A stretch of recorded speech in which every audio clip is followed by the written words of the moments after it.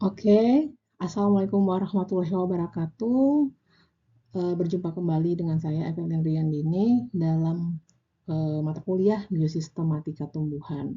Oke, kali ini kita akan membahas lebih dalam mengenai biosistematika tumbuhan. Biosistematika tumbuhan merupakan salah satu cabang ilmu yang sangat penting, terutama di bidang botani, di mana eh, cabang ilmu ini mempelajari tentang bagaimana pengelompokan, identifikasi, deskripsi. Nah, itu nanti akan kita bahas di materi kali ini, ya. Kemudian bagaimana mengkarakterisasi suatu spesies tumbuhan. Oke, kita lanjut bahwa di topik biosistematika tumbuhan ini banyak sekali yang akan dibahas, di mana adanya mempelajari sistematika tumbuhan, prinsip karakterisasi perbedaan dan persamaan, kemudian pengolahan data sistematika menggunakan aplikasi program, kemudian aplikasi fenogram, dendrogram, hubungan kekerabatan genetik, kemudian hubungan kekerabatan filogenetik. Nah, kali ini kita akan membahas bagaimana mengkarakterisasi perbedaan dan persamaan dari suatu spesies atau suatu jenis tumbuhan. Oke, tujuan pembelajaran biosistematika tumbuhan adalah mengenal keanekaragaman atau diversity tumbuhan, di mana di dalamnya memiliki macam, nama, kemudian perbedaan dan persamaan tempat tumbuh. Ini kajiannya untuk nanti kajian pada penelitian botani. Nah, kemudian juga mencari bagaimana metode paling sesuai untuk identifikasi, deskripsi, tata nama, klasifikasi, dan aplikasi program. Oke, saya akan menjelaskan kembali apa perbedaan antara taksonomi tumbuhan dan sistematika tumbuhan. Taksonomi tumbuhan sendiri, menurut Lawrence 1951, adalah ilmu yang mempelajari tentang identifikasi, deskripsi, tata nama, dan klasifikasi tumbuhan. Sedangkan sistematika tumbuhan berdasarkan Redford et al. 1974 menyatakan bahwa sistematika tumbuhan adalah ilmu yang mempelajari tentang deskripsi, identifikasi, tata nama, klasifikasi, serta penentuan hubungan kekerabatan tumbuhan. Sistematika sendiri adalah turunan dari taksonomi tumbuhan.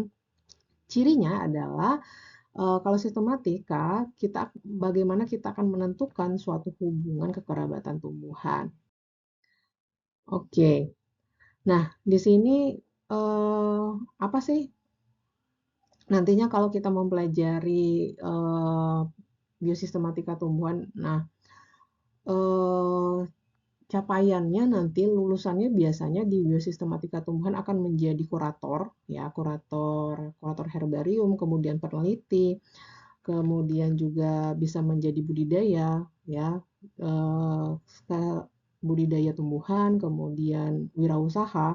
Ini adalah hasil akhirnya nanti ada capaiannya. Biasanya kita mempelajari biosistematika tumbuhan ini bisa diaplikasikan di berbagai bidang, ya, bidang kerja. Ya, ini adalah bagaimana mempelajari sistematika tumbuhan yang bisa diaplikasikan ke dunia kerja. Oke, di mana sistematika tumbuhan dan taksonomi ini kerjanya adalah mengumpulkan data dari cabang ilmu lain, bisa dikombinasikan antara anatomi, biokimia, sitologi, embriologi, kemudian mengkonstruksikan dan menyusun bagaimana sistem klasifikasi, menyediakan identitas yang benar, kemudian menyediakan informasi kekerabatan, dan juga eh, dalam taksonomi itu mengatur bagaimana keanekaragaman tumbuhan secara sistematis. Oke, biasanya sistematika dan taksonomi ini sangat berhubungan erat dengan mata kuliah yang lain. Contohnya dalam morfologi tumbuhan, anatomi tumbuhan, embriologi, sitologi, palinologi, genetika, ekologi, fisiologi, fitokimia, dan fitogeografi. Jadi saling berkaitan apa namanya sumber datanya. Jadi kalau kita mempelajari sistematika dan taksonomi, kita harus mempelajari juga morfologinya. Kemudian juga kita harus mengetahui juga bagaimana anatominya, kemudian embriologinya, perkembangan embrionya, kemudian sitologinya, kemudian palinologi, bagaimana bentuk-bentuk dari polen, kemudian genetikanya, turunan dari apabila dia disilangkan antara jantan dan betina. Nah, jadi kita harus mengetahui juga bagaimana sistematikanya, kemudian ekologi, fisiologi, fitokimia, dan fitogeografi. kalau fitogeografi bagaimana persebaran tumbuhan tersebut. Jadi sangat berkaitan erat sistematika tumbuhan, sistematika dan taksonomi di bidang-bidang ilmu yang lain.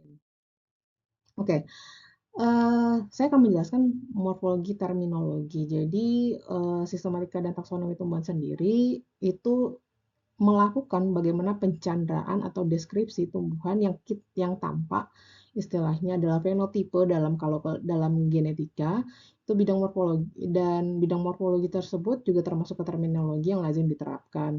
Nah, morfologi dan terminologi ini harus mutlak diketahui dalam identifikasi, bagaimana penyusunan kunci identifikasi, kemudian klasifikasi dan penentuan kekerabatan antar tumbuhannya. Nah, data morfologi ini biasanya meliputi karakter vegetatif dan karakter generatif. Oke, apa itu karakter vegetatif dan karakter generatif? Karakter vegetatif itu biasanya adalah organ-organ dari akar, batang, dan daun. Sedangkan karakter generatif itu biasanya bunga, buah, dan biji, atau istilahnya adalah karakter reproduksi. Oke. Nah, di taksonomi sendiri itu ada satu cabang yang biasanya ini untuk menganalisis, di mana istilahnya adalah taksonomi konvensional atau taksonomi numerika, atau istilahnya adalah taksonomi metrika. Nah, di mana taksonomi numerika ini adalah metode kuantitatif mengenai kesamaan atau kemiripan sifat antar golongan organisme serta penataan golongan-golongan tersebut melalui analisis klaster ke dalam kategori takson. Tujuannya adalah untuk mengevaluasi bagaimana kekerabatan atau kesamaan karakter berdasarkan kekerabatannya. Ini tahapan taksonomi numetrika, itu penentuan ada beberapa tahapan, itu ada menentukan jenis atau marga yang akan kita uji, kemudian ciri karakternya, itu biasanya paling sedikit 50 karakter atau bisa lebih dari 100 karakter. Kemudian kita membuat matriks datanya atau karakter scoringnya, kemudian kita dari karakter scoring itu kita akan mendapatkan yang namanya koefisien kesamaan, sehingga akan mendapatkan hasil dendrogram seperti ini. Ini adalah pohon kekerabatan yang berdasarkan melihat dari koefisien kemiripannya. Ini contohnya adalah bagaimana kita mengkarakterisasi suatu jenis tumbuhan. Ini contohnya adalah bentuk dan warna dari daun. Nah, karakter sendiri kalau di taksonomi numerika itu terdiri dari kualitatif dan kuantitatif. Nah, dia terdiri kalau kualitatif itu yang tidak bisa dihitung, yang terdiri dari bentuk, struktur, dan warna.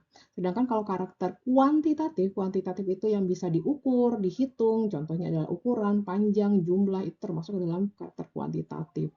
Nah, di numerika ini itu kita akan memilih karakternya, kemudian matriks karakter, kemudian kita akan membuat scoring dan pengukurannya sehingga akan menghasilkan analisis klasternya. Nanti akan hasil akhir produknya itu adalah pohon kekerabatan.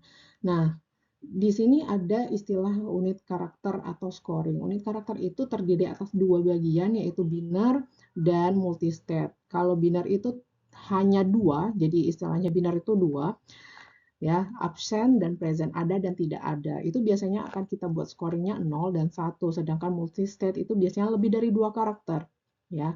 Itu bisa 0, 1, 2, 3 kalau seandainya karakternya lebih dari dua karakter. Itu biasanya pada bentuk daun, bentuk ujung daun, bentuk pangkal daun. Nah, kalau misal selain itu juga warna, biasanya kan lebih dari dua karakter.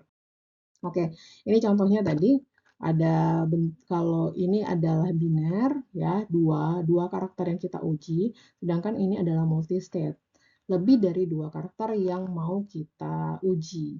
Oke. Nah, di sini ada tabel, ada 3 spesies, dan karakternya terdiri dari habitus, tipe daun, bentuk daun, simetri bunga, jumlah benang sari, jumlah putik, tabung mahkota. Nah, dari karakter ini 1, 2, 3, 4, 5, 6, 7, dari 7 karakter ini ada 3 spesies yang akan kita lihat karakteristiknya. Spesies 1 dan spesies 2 dia terdiri dari pohon, sedangkan tipe daunnya tunggal, hampir mirip dengan sama dengan spesies 3, yang membedakan adalah spesies 2 dia majemuk, kemudian bentuk daun lanset, dan SP2 juga lanset, SP3 garis, simetri bunganya actinomorph juga spesies 2, kemudian spesies 3 zygomorph. Jumlah benang sarinya spesies 1 dan spesies 2 ada 6, sedangkan spesies 3 adalah 3.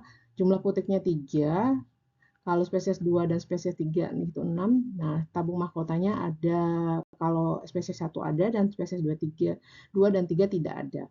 Nah, ini bagaimana caranya kita dari data ciri karakter state ini kita ubah menjadi matriks data tadi.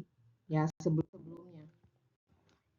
Yang sebelumnya tadi, binar dan multistate. Nah, kalau di sini hanya beberapa karakter yang kita ubah ini nanti akan membentuk seperti ini. Jadi kalau binar itu tadi 0, 1. Kalau dia harus diawali dengan 0 ya. 0, 0, 1, 0, 1, 2, 0, 1, 0, 1, 0, 1, 0, 1, 2, 3. Nah, di mana ini adalah kode-kode dari kode-kodenya ya. Ini adalah karakternya, ini karakter state-nya, ini kodenya 0 dan 1. Bagaimana kita menentukan dia 0 dan 1. Jadi kalau misalnya tadi ada karakternya yang banyak, itu kita pakai yang 0, sedangkan yang paling sedikit itu adalah 1. Oke. Nah, dari tadi yang sebelumnya di tabel sebelumnya itu inilah kalau seandainya kita ubah menjadi karakter state-nya, karakter scoring-nya. Jadi habitusnya 0 tadi, kemudian juga di SP3 juga ada 0 karena ini yang paling muncul banyak tadi. Nah, kuncinya adalah yang paling banyak muncul itu kita scoringkan menjadi 0, sedangkan yang 1 itu paling sedikit. Ini hasilnya dari tabel scoringnya. Ini adalah scoring karakter. Istilahnya adalah data scoring karakter atau unit karakter. Nah, pemilihan objek yang mewakili golongan organisme tertentu disebut O2U atau Operational Taxonomy Unit. Jadi nanti apabila ditugaskan untuk bagaimana mengubah dari kita sudah mengidentifikasi tumbuhan, mengkarakterisasinya. Kemudian kita mengubah karakter tersebut menjadi karakter binar. Nah, di sini apabila nanti dibuat di dalam Excel-nya dan materi selanjutnya itu tentang programan. Jadi di bagian di Excel-nya kita akan buat di sini adalah karakter morfologinya, bisa karakter morfologi, bisa nanti simbol DNA-nya. Ya kalau misalnya kalau DNA itu untuk filogeni, sedangkan kalau morfologi itu biasanya untuk genetik. Jadi hubungan kekerabatan tumbuhan itu ada dua, ada genetik dan filogenetik. Nah, ini di atas itu adalah karakter morfologinya, sedangkan yang di bawah ini, ini adalah individu atau koleksi yang akan kita uji, atau istilahnya O2U, Operational Taxonomy Unit. Oke, jadi itulah bagaimana caranya kita mengkarakterisasi, mengubah menjadi scoring pada matriks data. Oke, sampai situ dulu tentang mengkarakterisasi scoring matriks data. Terima kasih sudah menonton materi pembelajaran pada hari ini. Assalamualaikum warahmatullahi wabarakatuh, dan jangan lupa kalau ada pertanyaan bisa langsung ke email saya atau di kanal YouTube saya @ariandini.e. Bisa like, subscribe, dan komen. Selamat menyaksikan.